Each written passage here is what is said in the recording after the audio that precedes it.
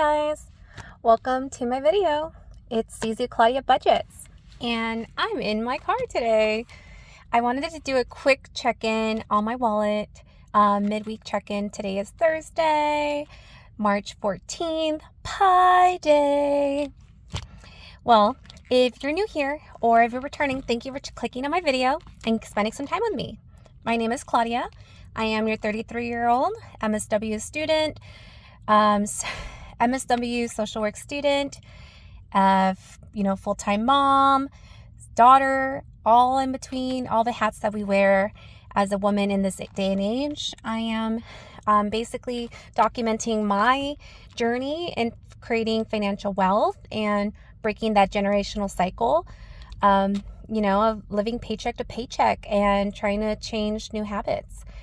And if any of that resonates with you, feel free to hang out with us, hang out with me, and maybe you'll learn something or two, or just keep you motivated in finding your own financial literacy and financial wealth. All right, so let's get to today's video.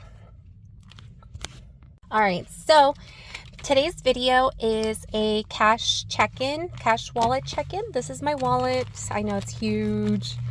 I usually keep it in my big purse because I am a traveling student. Ooh, yeah. So this is my big wallet that I usually carry with me in my bag. But we're going to do a cash wallet check-in midweek. This is like my change bag when I forget, which you shouldn't forget, which envelope you pull money from. I try to just keep either all receipts in here or change if I don't have time after, checking out at the register or whatnot to put it into its appropriate envelope. So this is kind of like, I don't want to say free money, but it's going to be money towards saving challenges, or if I'm able to consolidate to see where it should have gone, then I'll move it over and figure out the change, Okay, so this is my a few of my little dashboards. This is my give envelope.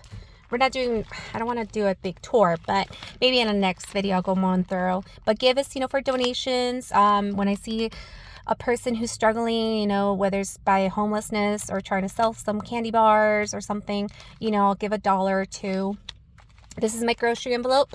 So for the grocery budget this week, or the first 2 weeks of March, I did try to do a bi-weekly grocery stuffing, cash wallet stuffing. I gave my family $115. I spent almost $5 at the 99-cent store. Superior, I spent $2. Aldi's, I spent $79. So our remaining balance is $12. All right, so we're doing well. In household, I allotted for us to have pretty much $10 weekly, and we did have a little bit of a balance at $22.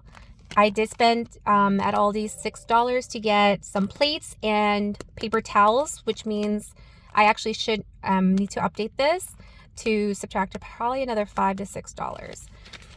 And that's another thing, I have to take time to track whether it's by every budget, every envelope, or every category have its own budget sheet, or to have, some of us use just one Excel sheet, one, planner sheet to document all the day expenses and then go back to highlight which category it goes to. That's great. So that's great that we have to track, just like this. I caught myself. I did not track one of those transactions. It's great and all to try to separate the transactions in the store, but it doesn't help if I don't keep that habit of tracking it one transaction at a time on its appropriate budget sheet, or to confirm that I got the change correctly back into the envelope, because then it's going to mess up your numbers and you're going to be like, wait, didn't I supposed to have another $5, or where did my $5 go? All right, so for pets, and that's another thing I learned for this time for my cash wallet stuffing, is that for some of my envelopes, I ended up stuffing for the whole 2 weeks worth of, its budget, right? Or its allowance, and for some of them I did week to week. So I kept some of the money with me in, like, say, my cash bank, my bank wallet, bank envelope, or my bank bag. That's going to be a blooper. So yeah, like right here, I gave pets $100 for more or less for the month slash 2 weeks. It looks like in February we spent 117. So I was like, okay, for March, maybe 120. I'm going to try to see if 100 would work for March. We already spent $13 and I think we spent something else, but I have to double check how much it was. But because I didn't take the time to put my receipts back in, you know, those are one of those transactions that I kept separate for my grocery bill. I misplaced that receipt. So now I have to double check how much it was. The only reason why I know there was another transaction is because I went into Aldi's with only $100 bill and I did my grocery bill. I did my pet bill and household bills transactions separately. And that was like about $20 so. And then I did my grocery bill. And my grocery transaction was like 78. And I was like, oh, I need another 20. So I had to run to the car to get another 20. Yes, I did not bring my whole wallet with me. I left it in my bag. I left it in my car, in the trunk, safety always. And that's how I know that I'm missing a certain amount. So as far as for pets at this moment, as of March 11th, it should be a balance of 87, give or take maybe $10. We'll definitely double check at the end of the week. For gas, I do budget extra gas money for my partner and I, because every 2 weeks or so we drive a little bit of ways to, you know, we drive a little bit of ways every 2 weeks or so for transportation, you know, just for obligations. And so I give my partner, you know, roughly $50 to $80 a month in gas, you know, here and there, just to say thank you for driving us in her safer car. You know, her car is newer, her car is more all-terrain, you know, so it's nicer than my Civic. But anyways, as far as gas goes, you know, we're 130 minus 134, so what is that? $96 left. So I have about $96 left for the month. We're hoping for the month that we still can make it with another $96. I filled up my tank yesterday on the 13th with $34, and I used my Upside app. If you have not used Upside, you know, there's a link or a code you could use in my description. Basically on Upside, you basically search around your area for any discounts or cash back or, you know, cents back, like 15 cents, 5 cents per gallon at your local gas station, convenience store, restaurants. And then they basically reimburse you. So for my $34 that I spent in gas, I got $1 and almost 50 cents back. So that's really great. For using an app, for using the Upside app. And like I said, the code in the app and the link to the app is in my description. Feel free to check it in. For coffee, I've been doing so well, guys. Yes, I did have a treat on the 10th. You know, I got some coffee and some snacks for my partner and I, but we've been doing really well. You know, I have $7 left in my budget. Currently right now I am boycotting Starbucks and pretty much just trying to do coffee at home. You know, I have so much coffee beans that are grounded at home. You know, K-cups, reusable K-cups. So I've been making my own homemade cold brew, which helps a lot with my budget. Okay, I have like 5 more minutes and then I had to run in for my training. Yes, like I said, I am in my car and I wanted to do this video today. I did not want to wait any longer. So as far as my coffee budget, I had a balance of 14, used 7, and now we're at a balance of 7.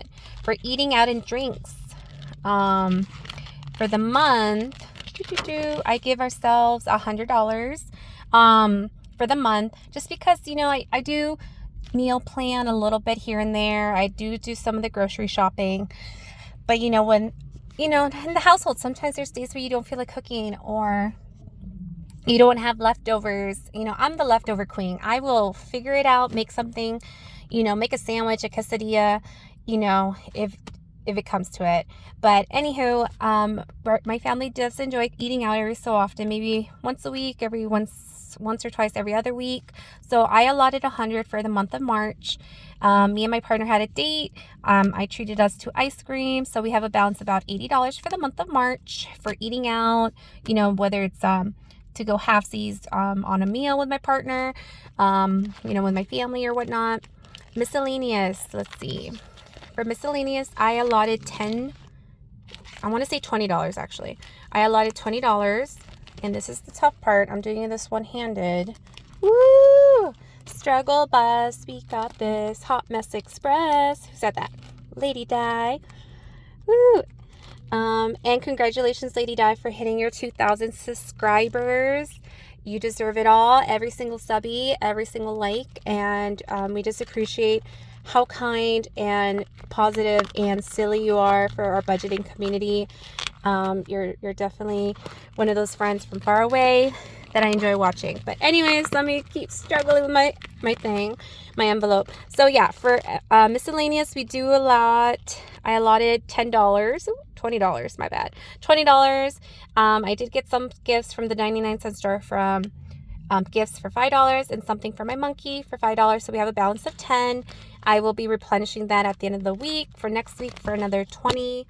For personal spending, I do have, I gave myself $25 for the week. And I went to, you know, get some snacks and whatnot. So I have $8 left, but I do also want to kind of rebudget myself, because I did do a little bit of an Amazon shop. So I have to kind of figure out how to pay myself back to have those, you know, Klarna payments. What are those called? Yeah, Klarna or Afterpay, Affirm payments budgeted out, so that I'm not technically just taking money from, like, say, my buffer area or savings. So I probably will move those $8 to, like, my debt for that Amazon payment. Okay, and then back here, not that I was going to give a big tour, but here's just a snippet. This is my debt, which is, well, I call it my debt, but basically it's my checking. This is kind of like my back to the bank envelope for anything that comes from these envelopes to move back to the bank for any payments.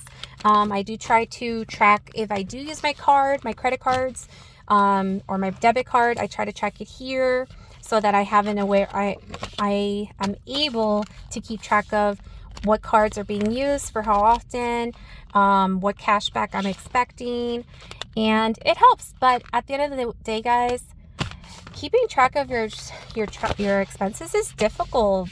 You know, it is very hard, and you know, we have to take those times to, you know, take those 5 minutes after you do a transaction to write it in your expense tracker on your app, you know, or at least by the end of the week. But you know, even if I do it, which I do try to do right after I do the transaction, once I find a moment to write it down, you just saw that I still miss 1 or 2 transactions that I need to follow up to see how I did, you know, just to make sure that my grocery bill didn't get, you know, stolen $20 for pets or household, and vice versa. And you know, and that's going to help us keep track of how much we were saving weekly, so that we're able to do saving challenges, or we're able to fill some of our sinking funds, you know. So anyways, thank you so much for spending some time with me in my car before I go to my training, and seeing how I did with my transactions for the week, for the last 13 days.